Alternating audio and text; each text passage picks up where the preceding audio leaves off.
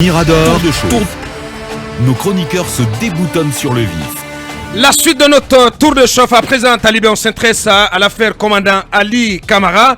Une plainte a été déposée contre X pour enlèvement et c'est le procureur général qui en est saisi. Oui, ce sont les avocats de Ali Camara, en l'occurrence maître Mamadou Ali Chérif Diallo et maître Sidiki Berete, que nous avons eu ici la semaine passée. Que nous allons réentendre dans un instant. Et qui nous a annoncé justement qu'il s'apprêtait à déposer une plainte contre X et la plainte est citée en objet, plainte contre X pour abus d'autorité, enlèvement et séquestration. Et il rappelle justement que le 27 octobre, Alia avait été arrêté et placé sous mandat de dépôt et que nuitamment il avait été sorti de là, envoyé à Guékédou, même si dans la lettre adressée au procureur, il ne revient pas sur les péripéties, mais ici, il nous expliquait que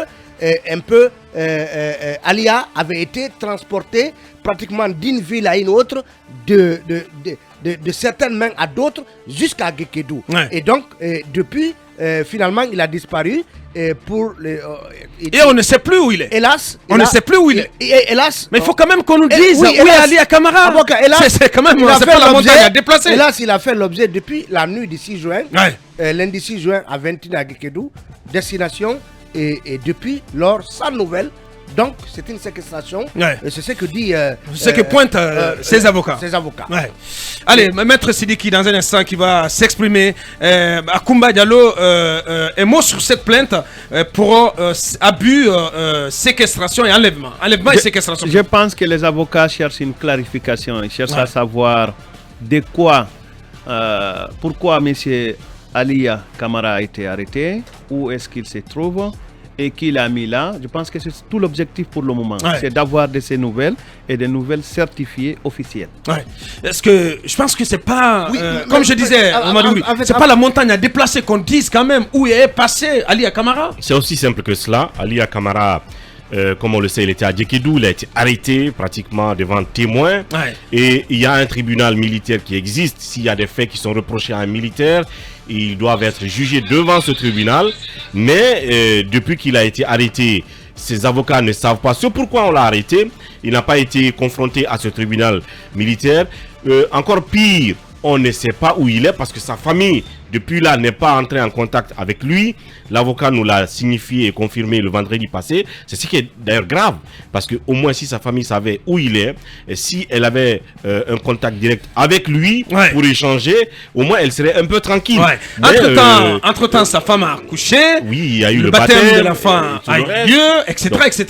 Mais la famille est sans nouvelles de... Qu'est-ce qu'on lui reproche? Est-ce qu'on lui reproche une tentative?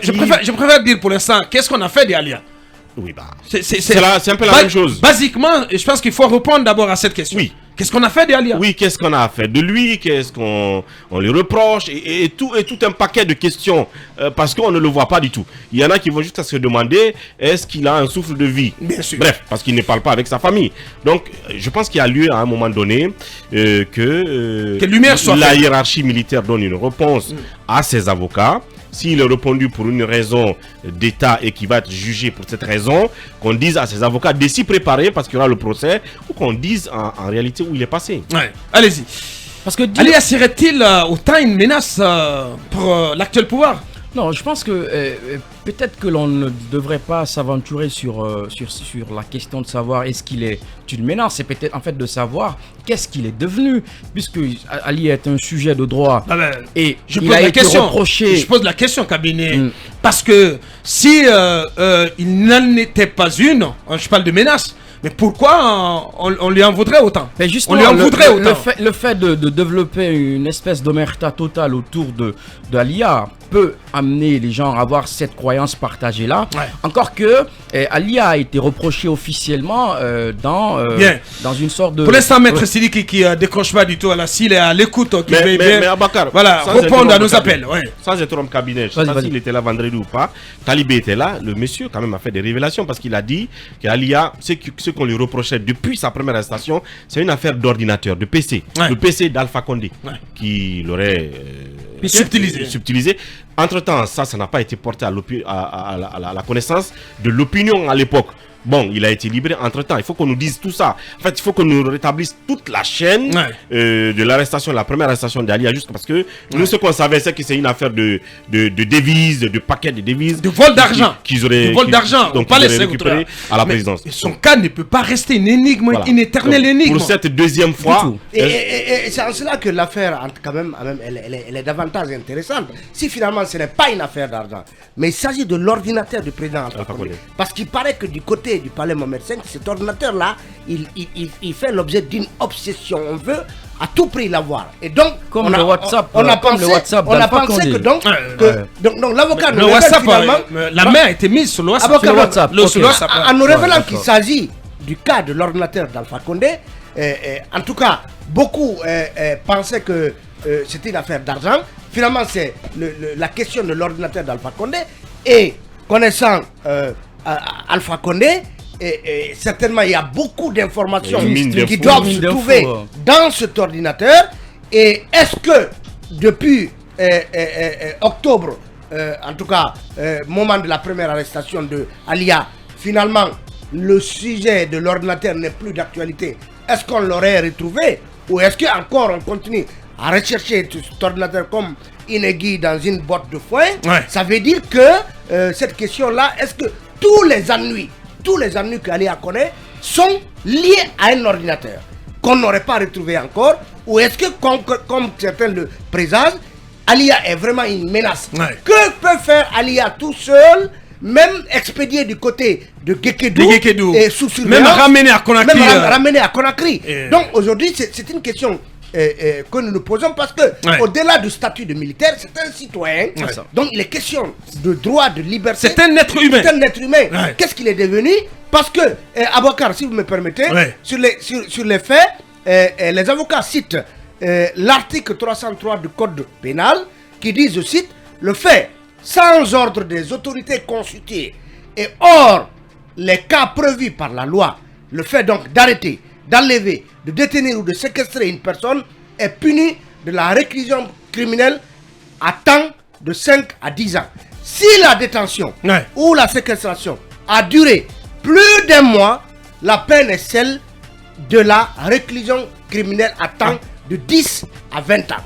Donc, ça veut dire que les avocats détiennent une matière légale, une base légale pour aujourd'hui poursuivre en tout cas X pour enlèvement, séquestration et abus d'autorité. Bien, c'est cela.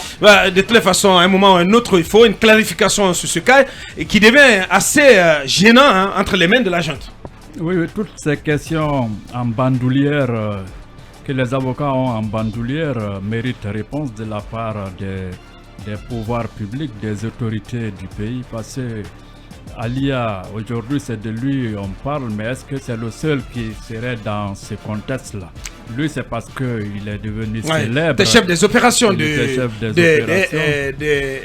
forces spéciales. C'est sûr qu'il y a des petites mains, c'est-à-dire en treillis aussi, qui seraient inquiétés par l'actuel pouvoir pour des raisons qui n'ont pas été publiquement, officiellement invoquées. Donc l'opinion attend de savoir, parce qu'il y a eu trop de rumeurs dont des plus alarmistes. On n'en a pas besoin, parce que tout ça pourrait polluer un peu la bonne marche de cette transition qu'on voudrait pourtant réussir. Bien, Manu.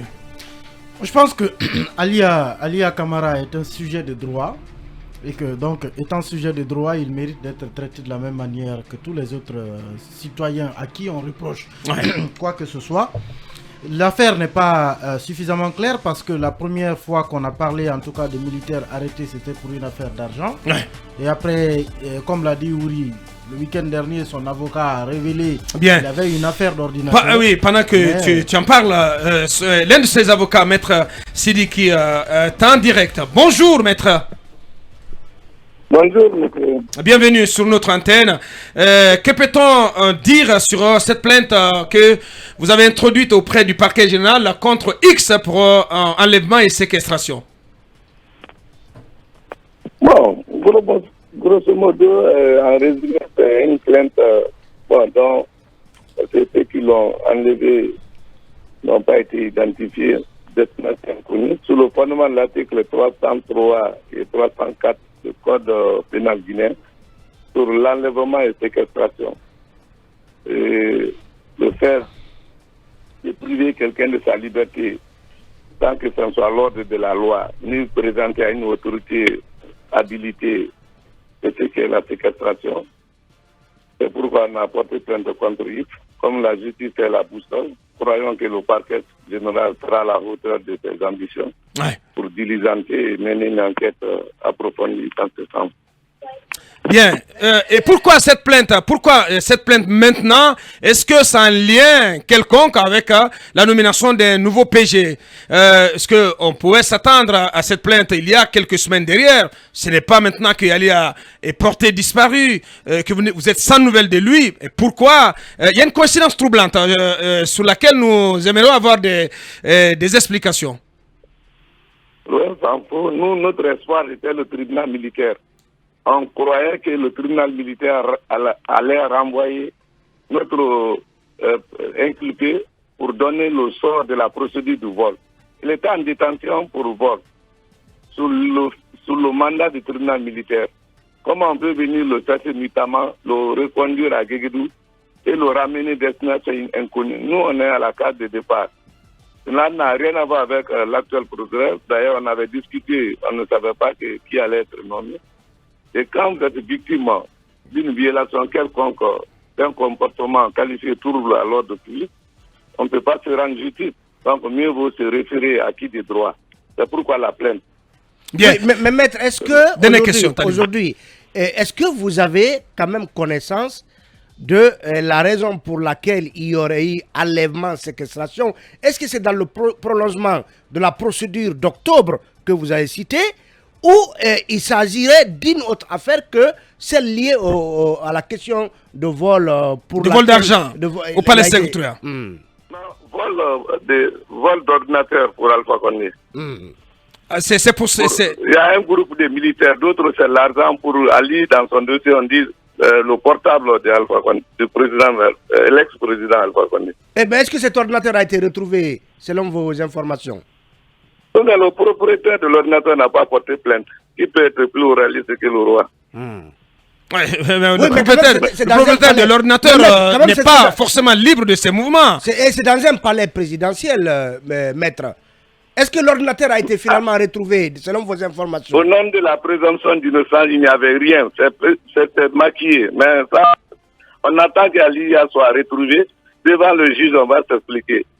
Là, bien. On ne peut même pas rentrer dans ça, c'est un dossier informé. Peut-être un mot sur comment vit sa famille, comment sa famille vit cette situation aujourd'hui. Est-ce que vous avez des contacts avec sa famille? Comment sa femme et ses proches vivent c'est la situation particulière, difficile de Alia, du commandant Alia? Bon, j'avoue que je n'ai pas beaucoup de contacts avec la famille et la famille aussi n'a pas cherché à contacter ses avocats. Moi, j'ai été personnellement consulté par M. Alia, commandant Ali, quand il était en détention. On a mené la procédure, on a obtenu sa liberté, on a refusé d'exécuter. J'ai appelé une, deux fois sa femme, elle n'a pas obtenu ou ni contacté le cabinet. Je ne connais pas autre membre, personne n'est venu vers le cabinet, donc je ne peux pas forcer aussi plus loin. Celui qui m'a consulté, j'ai sa confiance, c'est l'essentiel. Voilà qui est dit. Maître Sidiki Berete, un des avocats du commandant Alia Camara. Il était en direct à Sophie FM et dans Mirador. Grand merci à vous. Merci d'avoir répondu à nos questions ce matin. C'est ce qui nous conduit à la première grande pause dans Mirador. On revient pour continuer notre émission, pour nous intéresser à ce déplacement, le tout premier déplacement du président de la transition, le colonel Mamadi Doumbouya, en terre africaine du Mali. Et là-dessus, vous entendrez Boubacar Bokoum. Il est politologue malien et leader de parti politique. Vous entendrez également notre confrère Moussa Oulé Traoré, qui était à la résidence de l'ambassadeur de la Guinée à Bamako, où le colonel a fait des déclarations à forte tonalité. On revient dans quelques minutes. Et la présidence Alpha Condé, puisque nous parlions justement de ce pourquoi le commandant Ali avait été arrêté pour la première fois au sujet de ce fameux ordinateur d'Alpha Condé à Boubacar, d'une source digne de foi et très impliqué depuis le régime d'Alpha Condé, qui me dit en fait ce fameux ordinateur d'Alpha Condé il ne l'utilisait presque jamais. Donc si en fait Alia avait été arrêté à cause de cet ordinateur parce qu'il constituerait une mine d'informations ou beaucoup de choses, c'est un leurre tout simplement. Donc on se trompe là-dessus, on se trompe certainement de cible, d'objets et d'objectifs. Cet ordinateur, il ne l'utilisait jamais. Il n'y avait que quelques films. Comment il fonctionnait? Il n'y avait que quelques films dedans. Là aussi qu'il ne regardait pas tout le temps, peut-être des films policiers, peut-être des films de... Oui. C'est le bureautique ou un portable? Portable, on a dit portable. On parle d'un portable. Donc il y a un portable en fait. C'est ce que son avocat a dit. Donc si Alia aurait volé, ça veut dire que c'est un portable. Donc... mais les bureautiques se volent, mon oui, bien sûr, mais en fait, pour aller vite avec, il faut... L'avocat a parlé de portable. Oui. Voilà. Donc, bref, que des films qu'il ne regardait pas aussi en réalité. Bref, cette histoire d'ordinateur, c'est un gros film. Non, enfin, on se trompe de cible, quoi. Et l'autre chose qu'il faut rajouter, c'est que c'est quelqu'un qui aime, ou qui aime, puisqu'il vit encore, donc qui aime griffonner. Même les décrets, en fait, quand il fait la liste, il l'écrit sur le papier. À la main. Oui, à la main. Il écrit les noms de ceux qui comme à l'ancienne, quoi. Les noms de ceux qui doivent figurer dans son gouvernement, il l'écrit sur le papier. Donc bref, ça c'est très important. Soit dit en passant, on lui prête une belle plume. Bon, alors voilà. En tout cas, moi j'ai vu. Un document où il a griffonné. Comme il a dit, griffonné. C'était des hiéroglyphes. Non, quand même, c'est des hiéroglyphes. C'est pas en matière de calligraphie. Il paraît que il écrivait bien. Pas comme Abakar quand il écrit. Bien à l'écrit. Parce que j'en ai vu aussi. Donc c'est très important Abakar cette précision. En fait, si nos renseignements généraux ou si le CNRD met toute son énergie à la recherche de ce fameux portable, il faut se donner notre objectif. Mais ils ont le WhatsApp d'Alpha qui est une mine d'infos. Le colonel a le téléphone, il a le WhatsApp du professeur. Ouais, parce qu'on apprenait que il y a tous les tableaux là-bas. Il a été vu des échanges comme entre des opposants et des proches, des proches d'Alpha Condé, comme son cuisinier, des échanges entre lui et même des opposants les plus redoutables à son régime. Son cuisinier togolais. Voilà, on va pas entrer dans tous les...